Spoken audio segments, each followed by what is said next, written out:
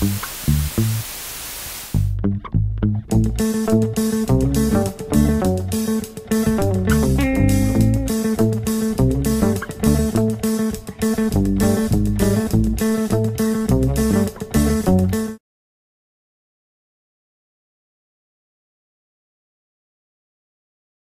bonjour, bienvenue sur Coco TV pour une nouvelle vidéo de présentation. Aujourd'hui, du Ventirad en top flow. Et encore une fois, il s'agit d'un Be Quiet. Après le Dark Rock, on passe au Shadow Rock, ici en version LP. Donc, modèle beaucoup plus abordable. Attention néanmoins, il reste quand même assez élevé sur un plan tarifaire, puisqu'on se situe à peu près à 45-48 euros. Top flow compact, comme on peut le constater, avec le ventilateur de 120 mm.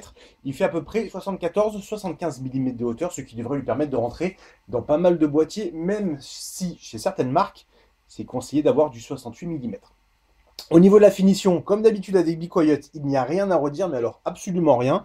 Alors bien entendu, nous sommes sur du Shadow Rock en série, du coup, les caloducs, ici il y en a 4 en 6 mm, sont tout nus, pas de nickelage, mais la finition est vraiment très belle, avec un petit top, on va dire, si on le prend comme ça, toujours brossé, avec le petit logo Be Quiet, des capuchons sur les caloducs, c'est vraiment impeccable. Au niveau de la base, il y a un tout petit radiateur, alors c'est difficile à voir, et nous avons une protection, puisqu'il y a de la pâte thermique qui est déjà appliquée, et ça, c'est toujours intéressant.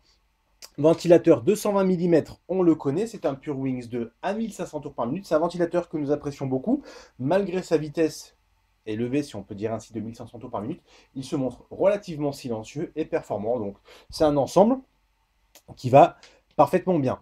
Au niveau du test, on va le passer bien entendu sur notre 980X d'Intel, sans overclocking, avec, ça risque d'être un peu chaud, à voir avec un overclocking modéré, bien entendu. Au niveau de la compatibilité pour les cartes mémoire, pour les cartes mémoire.